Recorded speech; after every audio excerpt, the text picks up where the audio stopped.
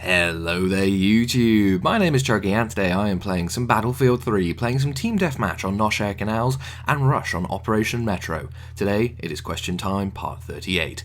Yet again guys, you have submitted some amazing questions and some amazing challenges as well, and today you are going to see my god and honest answers and attempts at your questions and challenges to two Battlefield 3 gameplays.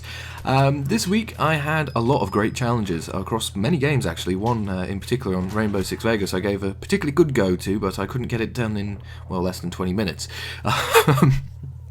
So I had to exclude that one for today, but today you'll be seeing two gameplays from Nosh Air and Operation Metro, and the first was suggested by Red Zebra 97, and they suggested me to try and use the FAMAS with iron sight, heavy barrel, and bipod, with the M320 LVG and the G18 suppressed, and to quote have fun with that. Fun was indeed had. Yeah, I think the first like 30 seconds of this game kind of sums up how this went. The FAMAS is a lovely rifle actually. I remember when it came out in back to Karkand, everyone started to use it because the fire rate was sensational and it was actually really controllable. These days not so much, especially with this setup. I mean, the iron sights, those are the iron sights. It's not a particularly nice rifle. It's much better to have like a red dot or something on there.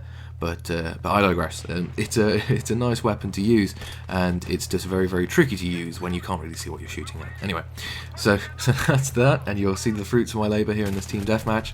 And the second gameplay, I'm playing some Russian Operation Metro, and in that I am using the L86A2 with an infrared sight, and this was suggested by Death in Flames. Apparently that's their favourite loadout, to use the L86 with an infrared sight and to basically do what I can with it. So you'll be seeing that in a very short time. Anyway, with that, those are the challenges. If you have anything you'd like me to try for next question time, doesn't have to be on Battlefield, could be on any game I've got, feel free to suggest it in the comments below and I'll pick two and they will appear in the next question time. Now, question time suggests questions, and I have a bunch that you have submitted, and as always, if there's anything you would like me to answer, all you have to do is to pop it down in the comments section below and I'll get to answering it for next question time. And with that, let's get going this week with the first question from Arsenal 2022. And they ask, if is F1 2012 multiplayer the most frustrating multiplayer I can recall playing? No, actually. F1 2012's multiplayer, you've got to take the good with the smooth, right? The thing with it is that if you're driving with people you know who are clean and are fair, you're going to have a good time with it. The AI is what you've got to watch out for, because they do silly things. The sprint races and stuff in Formula 1 are notorious for bad driving, and first to survive the first lap pile-up wins. It's just goes with the territory. I'd say actually my worst experience with multiplayer came from, Call of Duty 4 of all things. Don't get me wrong, I love playing Call of Duty 4, but this was back in the day when sort of people were first starting to explore exploiting it in terms of putting hacks and things on, and there was a particular hack, I forget how it worked, but basically it was kind of like an infection thing. If you got it, every game you went to, it would be infected and all the players would get it, and it would spread like that. And basically I went into a room and it had this, it was like low gravity, slow motion, all this kind of stuff, and I was kind of like, I don't want this, I just want to play, run around with my MP5 or whatever the hell I was using and go mad and kill some people, as you do in Call of Duty. I joined a couple servers and I wasn't aware of it, but this kept happening. I was kind of like, well, what the heck is going on here? So anyway, found out what was going on, and I was like, oh, well, that sucks. So turn the console off and on, you're fine, as long as you don't join one of these infected rooms. Anyway, I go back a few days later and I join a room, and sure enough, there you go, this thing. And this is when people didn't have voice headsets as much as they do now. I got on the voice chat and I sort of said, what the hell, what's going on here? Anyway, long story short, the guy who had put the thing in, or started the lobby, he had put in this little hack thing, and he basically said, well, it's the way I want to play the game, so like it or lump it. And basically, weirdly, most of the lobby came out on his side, who had mics, that is. And I just kind of went, well, that's quite selfish, and well, differences of opinion, whatever else. yeah, it wasn't a particularly, I guess, enjoyable experience. And although it's a very, very kind of minor thing, it kind of signalled the end of my interest in Call of Duty 4, which was a great shame, 'cause I love playing that game, especially online. In fact, I played it again only 2 or 3 days ago. It's a great game to play. It's just, sometimes the community ruins it for the others, I guess. Anyway, I digress. I'm going to start rambling here. So Arsenal, hopefully that answers your question for you. Yeah, great question to start off this week. Thank you very much for that. Next question comes from Jacob Marvin, and they ask, have I finished The Last of Us single player, and if so, what did I think of the ending and the game as a whole? So I'll try and answer this without actually spoiling any of the game for you guys, because I do recommend playing it. I have finished the single player, as you can perhaps guess from how I've phrased my response so far. And yeah, I definitely, enjoyed it a lot, and I would recommend it to anyone.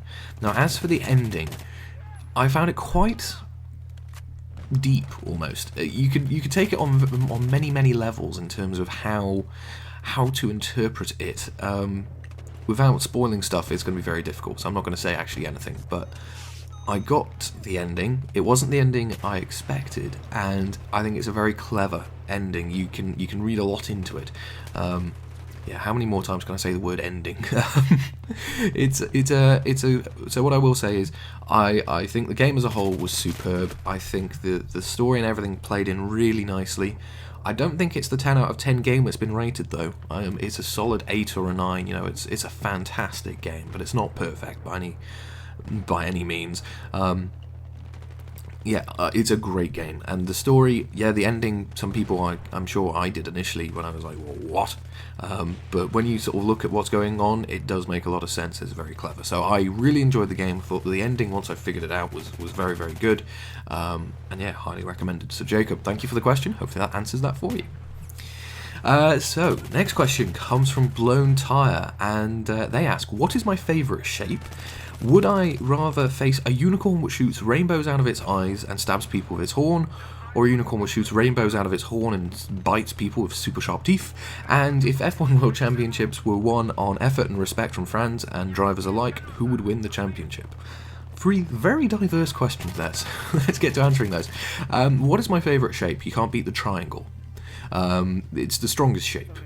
It's good. And I don't know why I've always leant towards triangles. I did their lent. Never mind.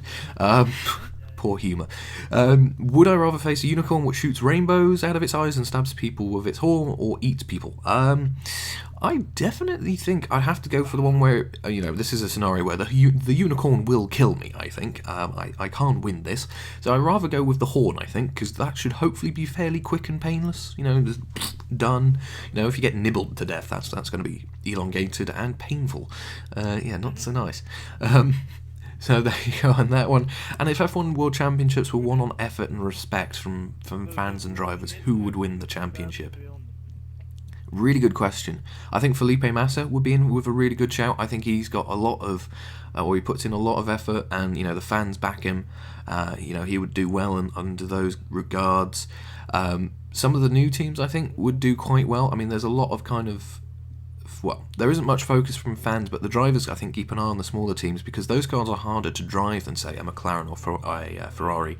Less downforce, less developed, it's tricky to drive those cars. I think Perez would do well, especially after his showing in 2012, and perhaps not so much this year, but who knows. And yeah, I think perhaps, Vettel, I'm sure, would do well as well, actually, because of the plaudits he gets from fans and other drivers alike. But I think Massa would probably be the best. I've got a lot of time for Massa. I think it's really unfortunate how he's just not had quite the pace since his accident back in Hungary a few years ago, and it's a terrible shame about that. Anyway, I think answers your 3 questions, Blown Tire. Thank you very much for 3 very unique questions there. Next 2 questions comes from Super Duper Guy 00, and they ask, in a previous question time, he said that I love the 007 series, so what was my favourite film of this year, which isn't a 007 film, and how did my 3rd year in high school go, and do I have any advice? So my favourite film of sort of the last year, really good question, because I've actually seen quite a number of films as of late, which is quite unusual, because normally I might see 1 film a year. I've seen about 3 or 4 in the last 2 months. quite a range of film going, I must admit. I've seen, for instance, Despicable Me 2, and I found that hilarious. I don't know why. I'm a grown man and I still laugh at the silly things, but never mind. That's a good film. And what else have I seen recently? Well, I saw Die Hard, for instance, when that came out. That was a little while ago, but that was a good film. And what else did I see? Blimey, mind's gone blank. Good one, brain. Thank you for remembering all the things.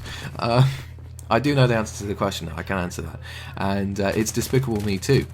The reason I enjoyed it so much is I think it's just been a change of pace from what I'd normally watch. It's, first of all, a really, really good film. I mean, the story isn't, particularly mind-bending or thought-provoking, but it's just in general a really good, well, first of all, family film, but there's a lot of sort of double entendre and stuff which adults get, which kind of adds another layer to everything. Much like how I think The Simpsons does so well, because it's got sort of multiple things going on and all this kind of jazz. That has a lot of it going on as well. So Despicable Me 2, I recommend. It's actually quite a good film. I really very much enjoyed it. The World's End, that was the other film I was thinking of. Again, another good film. But I still back Despicable Me too. How did my third year in high school go, and any advice? So, I'll have to try and paraphrase guess the kind of time frame you're asking for here, because, well, in the UK we have a different school system to that of the States, where basically, well, when I was there anyway, you got to 16 and then that was that. So 3 years into sort of high school, secondary school for us is year 10. And that is sort of the first year where you prepare for like your final exams before you leave and go out into the real world. How did my third year go? It was okay, actually. I mean, so the thing with the UK schooling system is probably highly different now, which is very depressing because it was only... Actually, that's more depressing. It was 7 years ago. Oh, Lord, I'm old. The thing with the UK school system back then was that basically it was kind of like tiered exams. You do your various exams, and then you get to year 9, year 10, that sort of borderline, and you get to choose what you do for your GCSEs, which were like your leaving exams. By that point in time, I was kind of settled at school. I kind of, knew people knew me, and that was fine, that was good. And from there onwards, basically, it was a case of, just knuckling down and getting the work done. So what I would say, I mean, I don't know if this is how US school system works and you get to choose what subjects you do, but it's very difficult to kind of plan ahead and know what you want to do as an adult in sort of the real world and everything else. But what I would say is do sort of the subjects and take the subjects if you get the option, or at least really apply yourself and try and focus on those which you enjoy, which you just have real interest in. For instance, if you play a lot of games, say historical games, you might be really interested in history, so have a look at that. If you're into sports, obviously, do well in PE or whatever the equivalent of PE is in the States. It's a case of just do what you want and enjoy doing it. If you enjoy what you do, you will naturally do better. I think that's just true of many things.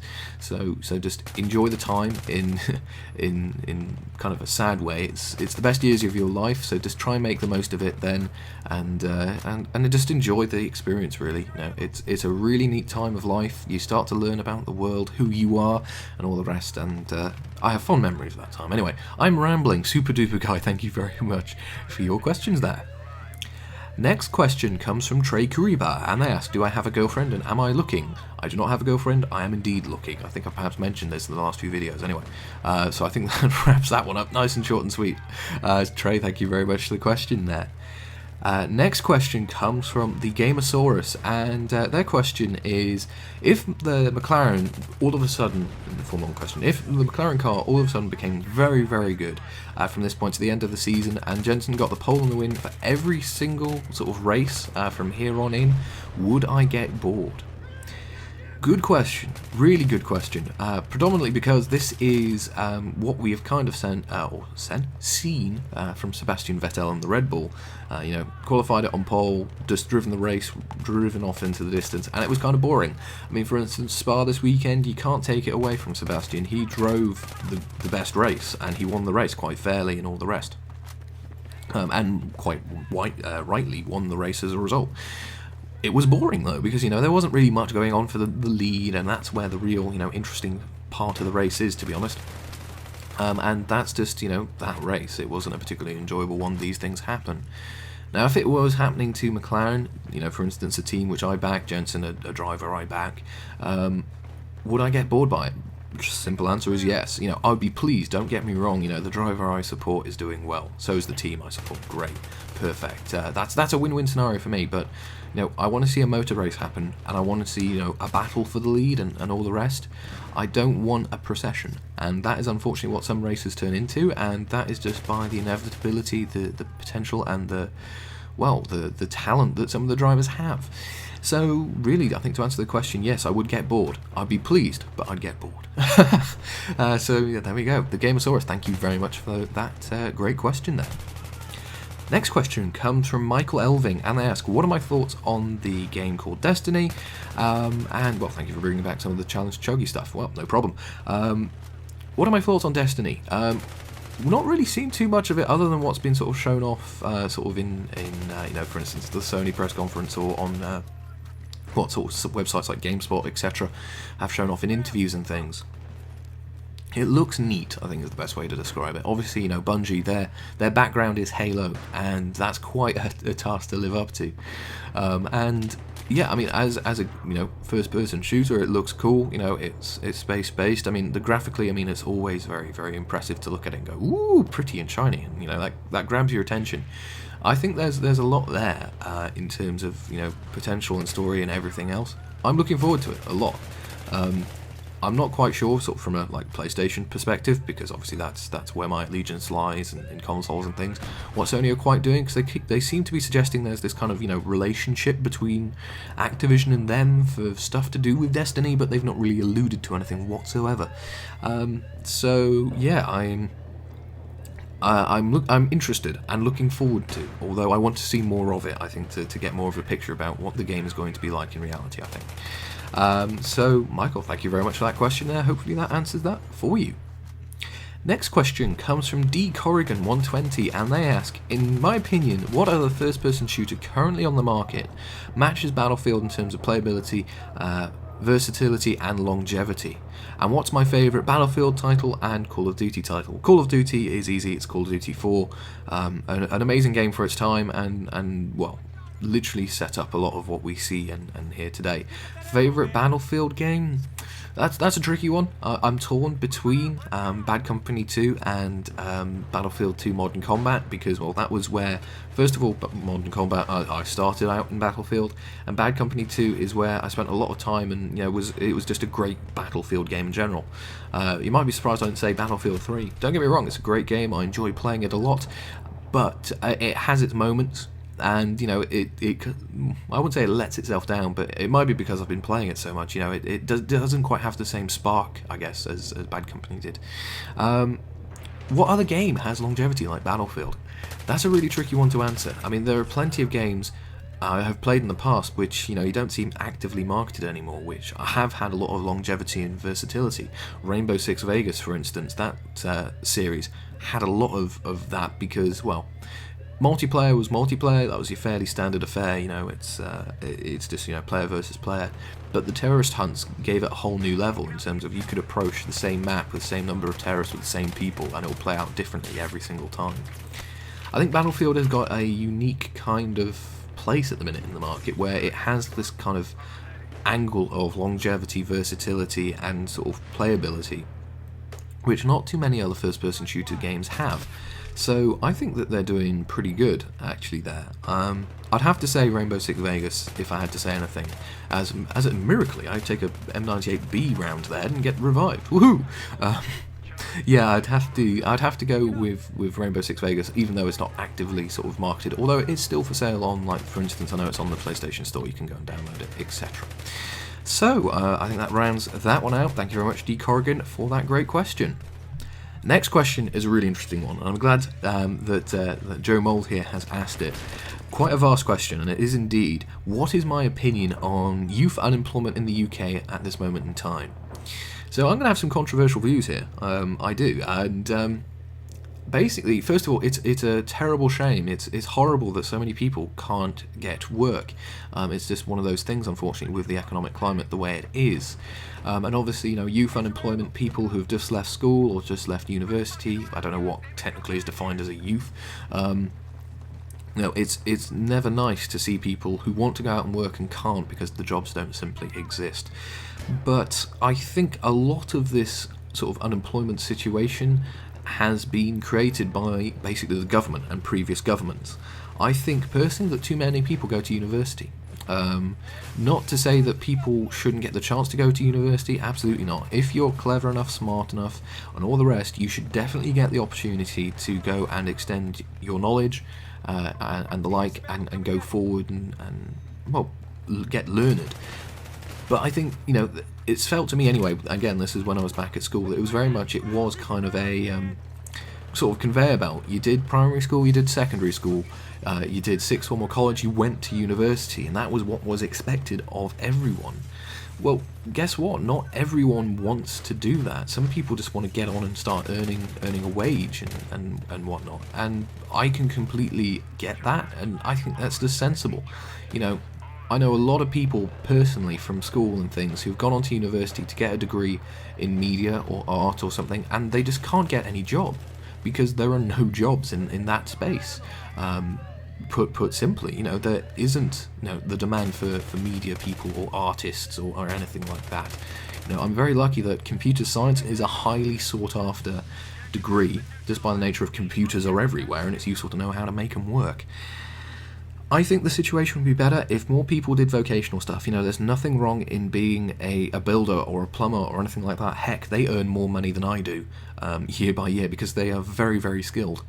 I think that perhaps if there was a refocus on what people wanted to do and what was required just in general out there in sort of the workplace and the day-to-day world, instead of this kind of idea that everyone must go to university and get a degree, I think the situation will be a lot better than it is right now.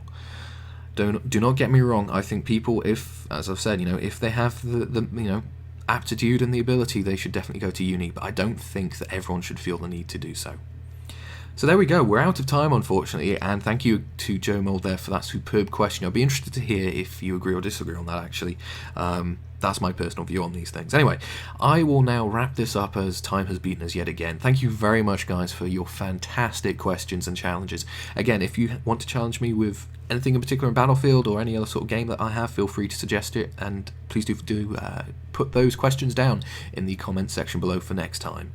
As always, thank you so very much for watching. If you could leave a like, dislike, whatever you believe this video deserves, that'd be fantastic. If you're new to my videos and want to see some more from myself, you can always subscribe. But as always, just thank you very much for watching. I've been Chucky, and I'll see you next time out on the battlefield.